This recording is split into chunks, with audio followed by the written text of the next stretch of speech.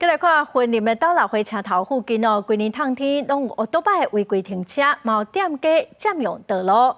警方甲斗六市公所合作加强处理，要求6个所在都要限期改善哦。其中有2件无改善，店家罚款1200块。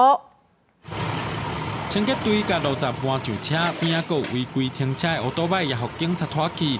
为着要互斗六火车头附近的车路人行道更较安全，斗六分局甲公所的清洁队配合，针对火车头附近那俩违法占用车路的状况。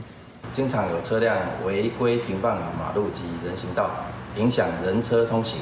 本分局配合警察局交通队，将火车站周边道路及人行道列入重点执法拖吊区域。其实我觉得过不了多久之后，那些机车违停都会回来。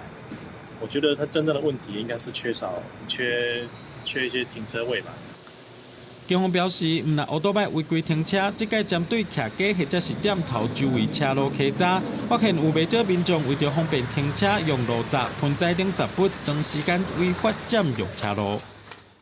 共劝导改善7件，另外执行清除相关路障有6件。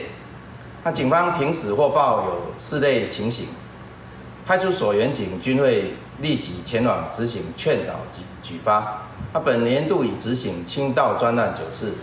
警方强调，即届有2件进前防检举用路闸等物件占用车路的店头，捌甲要求限期改善，煞无改善。当场照道路交通管理处罚条例甲罚清字，呼吁民众避免占用人行道，互过路人会当安全通行。记者综合报道。